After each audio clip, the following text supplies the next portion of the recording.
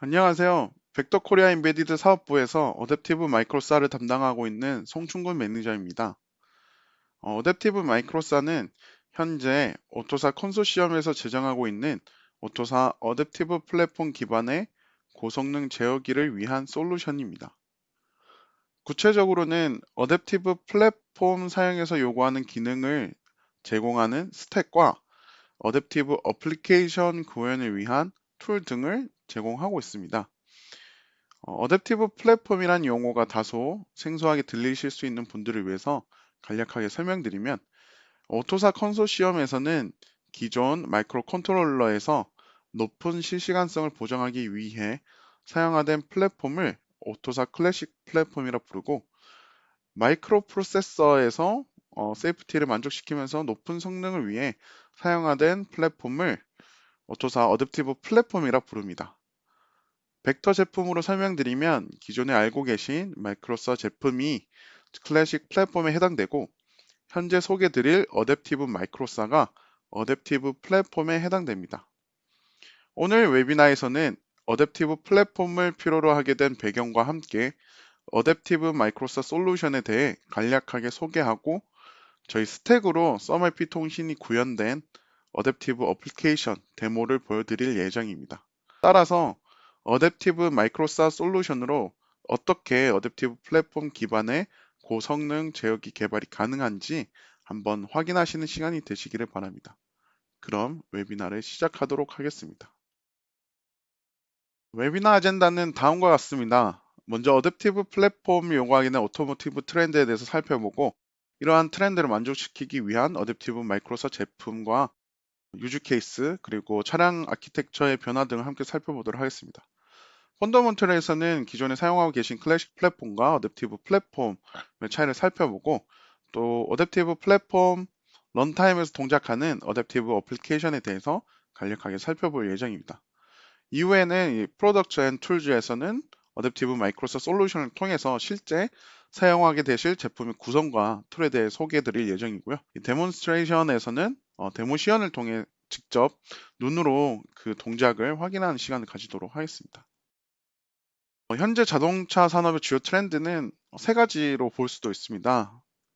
차량 내 외부의 연결성, 그리고 차량의 전기화, 자동 운전 시스템과 같은 사용자 경험을 요구하고 있는데요. 이러한 요구 사항을 만족시키기 위해서 V2X 통신을 위한 차량 간, 그리고 차량과 인프라 간의 통신 솔루션과, 또 이제 오프보드 에코시스템이라고 하는 차량 외부 정보를 활용하는 이러한 시스템, 그리고 대량의 차량 내부 정보를 처리할 수 있는 슈퍼컴퓨터 솔루션을 필요로 하고 있습니다. 이 중에서 이 슈퍼컴퓨터 솔루션을 위한 표준 플랫폼으로서 기존의 클래식 플랫폼 이외에 어댑티브 플랫폼이 오토사 컨소시엄에 의해 제정되고 있습니다. 기존 차량의 인베디드 시스템에서는 오토사 클래식 플랫폼 기반의 설계가 이루어졌습니다. 오른쪽 하단에 보시는 것처럼 세이프티, 시큐리티, 차량 통신 진단 등을 만족시키기 위한 오토사 개발 방법론에 의해서 이러한 설계가 이루어졌었는데요. 앞서 설명드린 것처럼 미래 세대의 자동차에서는 고도로 발전된 주행 기능을 제공하기 위해서 차량 내 아키텍처와 ECU 간 상호작용에 엄청난 영향을 줄 것입니다. 예를 들어 클라우드 백엔드를 이용한, 즉 IT 백엔드를 통해서 사용할 수 있는 디지털 서비스는 이러한 차량 아키텍처에 큰 영향을 미치게 되는데요. 기존 이런 현재 IT 백엔드를 보시면 많은 양의 데이터를 빠른 시간 내에 처리하기 위해서 고성능의 프로세서들과 또 고대역폭의 전송을 필요로 할 것입니다. 또한 IT 월드에서는 이미 이러한 서비스 베이스드 아키텍처, 즉 서비스 오리엔티드 아키텍처에 따른 서비스를 기반으로 이러한 애자일 기반 개발 방법이나 다이나믹한 소프트웨어 업데이트 등이 이루어지고 있는 상황입니다. 이러한 IT 백엔드가 차량 아키텍처에 어떠한 영향을 미치는지 생각해 보면, 예를 들어 고대역 폭의 모바일 라디오 인터페이스와 저지연 V2X는 날씨, 교통 흐름, 그리고 공사 구간과 같은 환경 조건을 담은 정보를 차량에 제공할 수가 있습니다. 그러면 차량 내 ECU는 경로 정보와 함께 이러한 데이터와 차량 센서에서 얻은 주변 환경에 대한 데이터를 종합하고 필요한 그래픽 집약적 작업을 실행해서 그 결과를 사용자가 구성 가능한 고해상도 디스플레이나 헤드업 디스플레이의 표시대로 컴퓨팅해야 합니다. 따라서 IT 백엔드의 디지털 서비스를 차량에서 이용하기 위해서 보시는 것처럼 온보드 슈퍼컴퓨터와 같은 솔루션이 필요합니다. 이러한 온보드 슈퍼컴퓨터를 만족시키기 위해 오토사 컨소시엄에서 제정한 플랫폼이 어댑티브 플랫폼이며, 이는 IT 백엔드와 기존 인베디드 시스템 사이에서의 브릿지 역할을 하게 될 것입니다. 어댑티브 플랫폼 기반의 고성능 제어기가 도입됨에 따라서 IT 백엔드와의 딥러닝이나 모빌리티 서비스와 같은 기능을 이용함과 동시에 기존 센서 액추에이터 제어기와 함께 자동차 OEM이나 최종 사용자가 차량 기능을 확장하는 등의 소프트웨어 기능 추가와 또 변경 등이 이루어질 수 있을 것입니다. 따라서 벡터의 어댑티브 플랫폼 솔루션인 어댑티브 마이크로사에 대해 살펴보도록 하겠습니다. 어댑티브 마이크로사는 어댑티브 플랫폼 기반의 전기전자 아키텍처를 갖춘 차량을 위한 벡터의 솔루션입니다. 어댑티브 마이크로사는 차량 내 어플리케이션 서버, 에다스 이슈, 그리고 인포테인먼트와 같은 고성능 이슈에 최적화된 솔루션으로 제공되고 있습니다. 오토사 사양에 따라 파직스 기반의 OS에서 어댑티브 어플리케이션이 개발되도록 환경을 지원하며 런타임 중에 어플리케이션이 설치되고 시작할 수 있는 기능을 제공합니다. 현재 ASIL D 타겟으로 개발되고 있으며 기존 클래식 플랫폼 이슈 간의 상호 운영성을 제공하고 있습니다. 온보드 슈퍼컴퓨터가 탑재된 차량의 아키텍처로서 다음과 같은 중앙 서버 아키텍처를 생각하실 수 있습니다. 이러한 센서 액추에이터는 이제 소위 스마트 센서 및 스마트 액추에이터로 네트워크에 직접 연결되어 매크로트로닉 작업을 수행합니다. 그러나 이러한 저비용 센서의 경우 이 절차는 비용 대비 이점이 좋지 않습니다. 그래서 이 센서를 사용하기 위해서 이렇게 파란색 네모 박스로 표시된 통합 노드에 직접 연결할 수도 있습니다. 이러한 이 통합 노드는 또 다른 주요 기능을 가지고 있습니다. 센서와 액추에이터의 버스 시스템, 즉 CAN, LIN, 플렉스 레이, 그리고 이더넷 사이의 게이트웨이를 수행합니다. 이 네트워크에서 이더넷은 중앙 컴퓨터 방향으로 메인 버스 시스템을 나타내게 되며, 여기서는 시그널 기반 통신이 아닌 서비스 지향 통신으로만 통신을 수행하게 됩니다. 차량 전기전자 아키텍처 변화의 예를 살펴보도록 하겠습니다. 한 가지 예는 바로 하드웨어 자원의 재사용성입니다. 기존 차량 시스템의 하드웨어 자원들은 모든 ECU가 정적 신호로 설계된 통신 구조로 구성되어 있습니다. 그림을 보시면 디스플레이와 주차 보조 시스템, 그리고 후방 카메라가 이러한 비디오 라인으로 연결됐습니다. 그리고 이러한 조향 장치에 따른 주차 보조 시스템이 CAN 통신으로 설계되어 있습니다. 따라서 해당 시스템은 미리 정의된 CAN 메시지로만 송수신하게 됩니다. 이러한 정적 신호로 설계된 통신 설계로 인해 후방 카메라로부터 받은 이미지는 오직 주차 보조 시스템을 위한 용도로만 사용되어 다른 목적으로는 사용될 수가 없습니다. 하지만 다음과 같이 고성능 제어기에 의한 서비스 지향 통신의 차량 설계가 도입된다면 하드웨어 자원을 이전 대비 유연하게 활용할 수 있습니다. 그림을 보시면 고성능 제어기인 앱 서버로부터 주차 보조 시스템 기능을 수행하는 어플리케이션을 설치하게 됩니다. 이런 이더넷 통해서 스위치를 통해서 각각의 앱이 설치가 되면은 주차 보조 시스템 기능을 수행하는 어플리케이션을 설치하게 되면은 이것을 통해서 이제 주차 보조 기능을 이렇게 서비스 인터페이스로 연결된 부분을 보실 수 있는데, 이와 같이 서비스를 통해서 주차 보조 시스템 기능이 수행하게 됩니다. OEM이나 최종 사용자의 목적에 따라 후방 카메라를 통해 얻은 대량의 이미지 정보를 활용하는 서비스를 앱 서버를 통해서 추가 설치함으로써 하드웨어 전을 전적인 차량 시스템 대비 유연하게 활용할 수가 있다는 부분입니다. 어댑티브 플랫폼을 사용하게 되는 유즈 케이스로서 다음과 같은 네 가지 경우를 생각해 보실 수가 있는데요.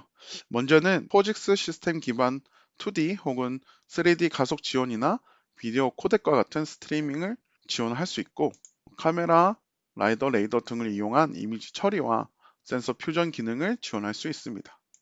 그리고 V2X나 멀티미디어와 같은 관련된 외부 저장 장치의 연결 기능을 지원할 수 있고, 마지막으로 차량 어플리케이션을 위한 앱 서버 혹은 이러한 앱 스토어와 같은 동적인 소프트웨어 플랫폼을 지원할 수 있습니다. 앞서 설명드린 유즈 케이스들을 위해 도입될 수 있는 차량 시스템에서의 퍼직스 가송화 솔루션들에 대해 한번 살펴보도록 하겠습니다. 첫 번째 방법은 하나의 ECU에 서로 다른 MCU 두 개가 존재하고, 한 MCU는 마이크로사로 구현되어 있으며 다른 MCU는 퍼직스 기반의 어플리케이션을 구현하는 방식입니다. 이때 통신은 인터 프로세서 커뮤니케이션으로서 SPI나 이더넷 기반으로 통신을 하게 됩니다. 두 번째 방법은 ACL이 적용되지 않은 경우로서 퍼직스 기반의 동일한 MCU에서 보시는 것처럼 한 프로세스는 마이크로사로 구현된 어플리케이션으로 동작하고 있고, 다른 프로세스는 순수 퍼직스 어플리케이션으로 동작함으로써 IPC 통신으로 통신을 수행하는 방법입니다. 세 번째 부분을 보시면 ACL이 적용된 경우로서 FF와 I를 보장하기 위해 이렇게 하이퍼바이저를 적용해서 파티셔닝을 수행한 이후 각 이제 마이크로사와 퍼직스 양 간의 IPC 통신을 수행하는 방법입니다. 마지막 방법은 지금 소개해드리고 있는 이러한 어댑티브 플랫폼 적용하여 어댑티브 플랫폼의 표준 인터페이스인 오토사 런타임 for Adaptive Application, 즉 아라 환경에서의 어플리케이션 간의 이러한 통신을 수행하는 방법입니다. 펀더먼털에서는 기존 클래식 플랫폼과 어댑티브 플랫폼 간의 차이점을 중점적으로 설명드리도록 하겠습니다. 그래서 한번 그 차이를 한번 확인해 보도록 하겠습니다. 왼쪽에 보시는 것이 이제 클래식 플랫폼이고, 오른쪽에 보이시는 게 어댑티브 플랫폼입니다. 클래식 플랫폼이 오색 OS에서 동작하는 하나의 프로그램으로 동작을 수행한다면, 어댑티브 플랫폼의 어플리케이션은 퍼직스 기반의 운영체제에서 하나 이상의 프로세스로 구현될 수 있다는 점입니다. 두 번째로는 그림에서도 뚜렷하게 보실 수 있는 것처럼 어댑티브 플랫폼의 모듈은 클래식 플랫폼에 비해 그 수가 매우 적습니다. 대표적인 이유로는 어댑티브에서의 기능 사양화를 클래식보다는 좀 더 제너럴하게 사양화하고 여러 기능들을 묶어서 하나의 모듈들로 나타내게 됩니다. 따라서 어댑티브에서는 이런 모듈 각각을 소위 펑셔널 클러스터라고 부릅니다. 세 번째로는 클래식 플랫폼에서는 여러 어플리케이션들이 이런 하나의 메모리 주소 공간을 공유해서 사용하는 것과는 달리, 어댑티브 플랫폼에서는 런타임 시 어플리케이션들이 각각의 가상 주소 공간으로 로드되고 MMU를 사용해서 실제 물리 주소 공간에 매핑되는 방식을 사용하고 있습니다.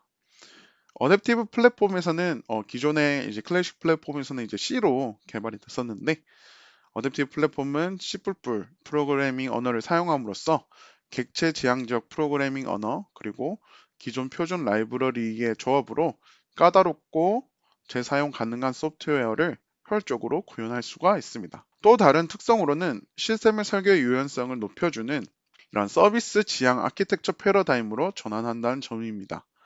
어플리케이션은 어댑티브 플랫폼을 통해 기능을 하나의 서비스로 제공하고, 또 제공되는 그런 서비스를 사용하게 되는 방식으로 동작하게 됩니다.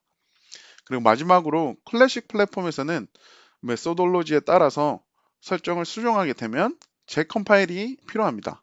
하지만 어댑티브에서는 어댑티브 플랫폼 메소돌로지에 의해 프로그램 런타임 시에 로드되어 사용하는 이런 매니페스트 파일을 사용하게 됩니다. 매니페스트 파일을 간단하게 설명하면 ARXML로 작성된 설정 정보가 벤더 특화된 포맷으로 자동 생성된 파일입니다. 따라서 ARXML 설정이 매니페스트 파일에 영향을 주는 설정이었다면 해당 프로그램을 다시 빌드할 필요 없이 ARXML 제너레이터를 통해 매니페스트 파일을 자동 생성한 후 타겟 이슈의 파일 시스템에서 기존 파일과 교체를 하면 되는 부분입니다. 이런 과정을 디플로이먼트라고 부를 수 있으며, 이는 어댑티브에서의 차량 소프트웨어 업데이트와 연관된 부분입니다. 두 플랫폼 모두 보시는 것처럼 기능 안정성과 같은 세이프티 크리티컬한 요구사항을 만족시켜야 할 것입니다. 하지만 이러한 이제 두 플랫폼 간에는 다음과 같은 차이점이 존재합니다.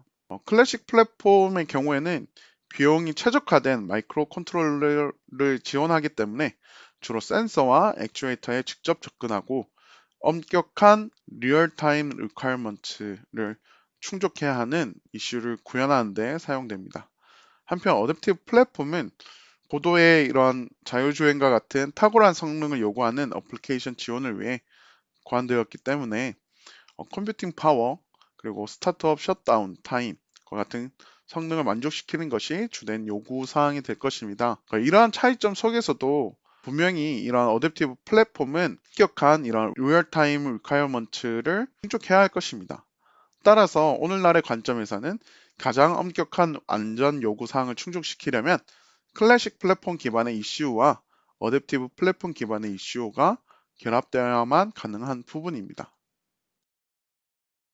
다음으로는 어댑티브 어플리케이션에 대해서 더 설명드리겠습니다. 그림을 보시면 다소 생소한 용어들이 보이실 텐데요. 일단 어댑티브 어플리케이션이라고 할 때 보이시는 것처럼 퍼직스 프로세스로 동작하며 매니페스트와 인스턴스 컨피그레이션과 같은 파일들을 런타임 시에 불러서 각 파일의 설정 정보를 토대로 동작을 하게 됩니다. 어댑티브 어플리케이션은 init, run, shutdown 이라는 총 세 가지 execution state를 지니며 run 상태에서 어플리케이션 기능들이 수행하게 됩니다. 이때 그림에서 보시는 것처럼 멀티 스레드를 이용한 구현이 가능합니다. 어댑티브 어플리케이션 구현할 때 사용하는 인터페이스로는 보시는 것처럼 총 세 가지 종류가 존재합니다. 클래식에서는 어플리케이션이 RTA API를 통해 인터 ECU 커뮤니케이션을 수행한다면 어댑티브에서는 아라컴 API를 통해 해당 통신이 수행하게 됩니다. 아라는 오토사 런타임 for Adaptive Application의 약어로서 아라컴이라고 하면 커뮤니케이션 매니지먼트 모듈에서 정의된 서비스 인터페이스 관련 C++ API를 의미합니다. 이 아라컴을 통해서 어댑티브 어플리케이션 간의 통신을 수행할 뿐 아니라 보신 것처럼 어댑티브 오토사 서비스를 이용하기 위한 인터페이스로도 사용됩니다. 두 번째로는 PSE51을 준수하는 OS API를 사용할 수 있고요. 마지막으로는 어댑티브 오토사 파운데이션으로 정의된 다이렉트 API를 사용하여 각각의 파운데이션 기능들을 사용하게 됩니다. 다음으로는 구체적인 어댑티브 마이크로서 제품 소개와 어댑티브 플랫폼 개발 방법에 따른 벡터 제품 간의 툴체인과 워크플로우에 대해서 설명드리도록 하겠습니다. 클러스터 어베일러빌리티 인 어댑티브 마이크로사 해서 어댑티브 마이크로사에서는 현재 화면에서 보시는 것 같이 어댑티브 플랫폼의 파운데이션 펑셔널 클러스터와 서비스 펑셔널 클러스터를 구현한 보시면 어댑티브 마이크로사 파운데이션 그리고 어댑티브 마이크로사 서비스들이 존재합니다. 어댑티브 어플리케이션 개발에 필요한 어댑티브 마이크로사 파운데이션 기능은 라이브러리 형태의 API로 제공이 되며 어댑티브 마이크로사 서비스 기능은 컴 모듈의 이런 아라컴 API를 통해서 이제 제공이 됩니다. 현재 어댑티브 마이크로사에서는 퍼직스 OS로 리눅스, 파이코 OS 그리고 이제 QNX를 지원하기 위한 OS Abstraction 라이브러리를 지원하고 있습니다. 어댑티브 마이크로사 스택을 구성하고 있는 각 펑셔널 클러스터에 대해서 간단하게 소개해 드리도록 하겠습니다. 컴은 이제 커뮤니케이션 매니지먼트로서 통신과 관련된 기능들을 제공하며 아라컴의 DDS, IPC, ROS 그리고 SOMIP가 이제 바인딩되어 사용됩니다. 보시는 바와 같이 지금 이제 IPC와 SOMIP 통신망을 지원하고 있습니다. 섹은 이제 시큐리티와 관련된 모듈들이며 크립토 인터페이스를 제공하는 크립토와 서비스 사용 인증을 매니징하는 IAM 펑셔널 클러스터를 지원합니다. 펄은 이제 퍼시스턴시로서 키밸류 데이터베이스 스토리지와 파일 스토리지와 관련된 기능을 이제 제공합니다.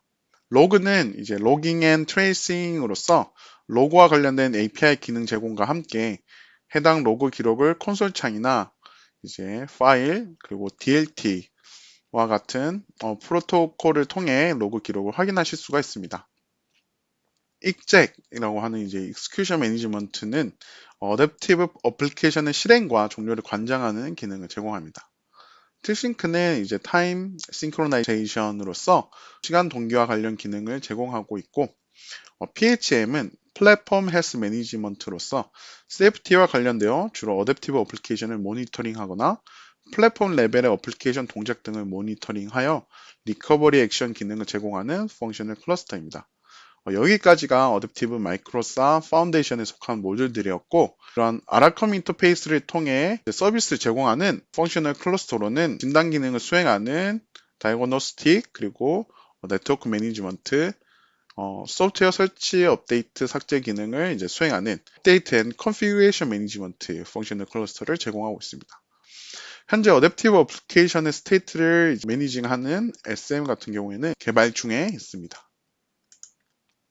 벡터의 어댑티브 오토사 툴체인에 대해 간략하게 설명드리겠습니다. 현재 툴체인은 시스템 설계부터 코드 구현과 이제 테스트 영역까지 커버하고 있습니다. 먼저 프리비전과 캔델라 스튜디오를 통해 시스템 디자인, 어플리케이션 디자인, 그리고 디플로이먼트, 컨피규레이션을 설계하실 수 있습니다. 시스템 디자인에서는 시스템 전체 네트워크 설계 정보가 들어갈 것이고, 어플리케이션 디자인에는 각 어플리케이션에서 사용하는 서비스의 인터페이스 정의나 어플리케이션 런타임 시의 동작 관련 정보를, 그리고 해당 어플리케이션의 진단 관련 정보들이 들어가 있습니다. 디플로이먼트 컨피규레이션에서는 어댑티브 플랫폼 스택이 이제 올라간 머신과 관련된 정보나 서비스 디플로이먼트와 같은 이제 정보가 들어가 있습니다. 이때 머신이라 함은 여러 CPU 코어나 메모리 혹은 페리퍼럴 장치와 같은 컴퓨팅 자원들의 집합이라고 할 수가 있습니다. 이러한 정보들은 어플리케이션 디스크립션, 그리고 이제 매니페스트와 같은 ARXM의 산출물로 생성할 수 있게 되는데요. 이러한 산출물들은 캐누에 임포트 시켜 시뮬레이션 기능을 이용하여 테스트를 진행하실 수도 있고, 다빈치 어댑티브 IDE 툴을 통해 어댑티브 어플리케이션을 개발하는 데 사용됩니다. 다빈치 어댑티브 IDE와 연동하는 제너레이터를 통해서 설계된 어플리케이션 디스크립션 ARXML을 임포트 시키면 개발에 필요한 아라컴 인터페이스를 생성하거나 플랫폼 코드들을 생성하게 됩니다. 또한 이런 매니페스트 ARXML 파일을 임포트 시키면 보시는 것처럼 매니페스트 파일이 만들어지게 되는데요. 매니페스트 파일은 이제 타겟 파일 시스템에 배치돼서 해당 어댑티브 어플리케이션 동작 설정이나 머신 설정을 하게 되는데 이제 참고가 되는 파일로서 사용되게 됩니다. 앞서 설명드린 내용을 이제 워크플로우 중심으로 한번 설명하도록 하겠습니다. 어서링 툴 이런 저작 툴을 통해 서비스 디스크립션 단계에서는 이러한 이제 어플리케이션 설계가 이루어집니다. 클래식과 마찬가지로 어댑티브 어플리케이션 소프트웨어 컴포넌트라는 오토사 모델을 설계하고 이제 해당 소프트웨어 컴포넌트의 포트를 설계하고 미리 정의되어 있던 서비스 인터페이스를 이렇게 레퍼런스 함으로써 서비스 인터페이스에 정의된 서비스를 해당 소프트웨어 컴포넌트가 제공할 것인지 혹은 제공받을 것인지를 설계하게 됩니다. 밑에 보이시는 이 SOMIP config는 이러한 서비스를 SOMIP 네트워크를 통해 전송하겠다고 설계하는 부분을 나타냅니다. 이렇게 설계된 ARXML을 이렇게 제너레이터를 통해 플랫폼 기반의 이제 코드와 그리고 매니페스트 파일로 이제 자동으로 생성하게 되는데요. 어플리케이션 코드는 정적 라이브러리와 자동으로 생성된 라이브러리를 바탕으로 어댑티브 어플리케이션 개발을 수행하게 됩니다. 왼쪽에 보이시는 이러한 이제 제너레이티드 된 이제 어플리케이션 코드들은 이러한 이제 프록시 스켈레톤 이런 부분이 이제 아라컴 인터페이스와 이제 관련된 부분이고, 예를 들어서 엔드 투 엔드 뭐 설정을 하셨다거나 아니면 SOMIP 시리얼라이제이션 관련된 설정을 했던 부분, 혹여나 아니면은 IPC 바인딩 하셨다면 이런 파직스 IPC와 관련된 코드들이 생성이 될 것입니다. 오른쪽에 보이시는 이런 스태틱한 이제 라이브러리는 이미 커뮤니케이션 매니지먼트에서 이제 제공하는 정적 라이브러리를 뜻합니다. 이런 API를 바탕으로 이제 로직을 구현하게 될 것입니다. 이후에는 이제 컴파일을 통해 불러야 되는 하나의 소프트웨어 패키지로서 구성이 되는데요. 보시는 것 같이 실제 해당 앱을 타겟 파일 시스템 배치할 때 opt my app이란 이제 폴더 하이에 배치하게 됩니다. 그 my app이란 바이너리는 my app 폴더 하이의 빈 폴더 하이에 이제 배치되게 될 것이고요. 제너레이터를 통해 자동 생성된 이런 execution manifest와 instance manifest들은 이제 etc 폴더의 하위에 이제 배치하게 될 것입니다. 마지막으로 이제 차량에 해당 소프트웨어 패키지를 불러하게 될 때 어댑티브 마이크로사의 UCM 기능을 이용해서 차량 내에 해당 어플리케이션을 설치하거나 업데이트하게 될 것입니다. 다빈치 어댑티브 툴 스윗은 다빈치 어댑티브 IDE와 다빈치 컨피규레이터로 이제 구성이 되어 있습니다. 현재 보이시는 이제 스크린샷은 다빈치 어댑티브 IDE입니다. 다빈치 어댑티브 IDE는 이러한 이제 도메인 스페시픽 랭귀지를 지원해서 ARXML 설계 및 수정 작업에 보다 편리한 기능을 지원합니다. 또한 이 보이시는 컨텍스트 어시스트 기능을 통해 자동으로 디스크립션 할 수 있는 레퍼런스를 보여주거나 자동으로 모델 요소를 작성해주는 기능을 지원합니다. 다빈치 컨피규레이터는 소프트웨어 패키지 인티그레이션에 포함되어 있으며 기본적으로는 커맨드 라인으로 제너레이터를 수행하는 툴입니다. 다빈치 어댑티브 IDE 또한 UI 인터페이스를 통해 제너레이션을 수행할 수 있는데요. 이때 이제 이러한 이제 밸리데이션 기능을 통해 모델링에서의 오류를 찾아 피드백을 줌으로써 사용자가 모델링을 수정하는 데 큰 도움을 줍니다. 마지막으로 5번을 보시면 치트 시트가 이제 존재해서 다빈치 어댑티브 ID를 처음 사용하는 사용자가 이 ID 툴을 사용하는데 적절한 가이드를 제공하게 될 것입니다. 현재 벡터에서는 어댑티브 마이크로사 이밸류에이션 번들 라이센스를 이제 판매 중에 있습니다. 어댑티브 마이크로사 이밸류에이션 번들을 통해 어댑티브 마이크로사의 펑셔널 클러스터와 그리고 다빈치 어댑티브 툴 스윗을 라이센스 기간 내에 사용해 보실 수 있습니다. 오늘 웨비나에서 보여드릴 데모는 어댑티브 마이크로사 이밸류에이션 번들에서 기본적으로 제공하는 캘큘레이터 예제 데모 시연이며 데모를 진행하면서 부연 설명을 드리도록 하겠습니다.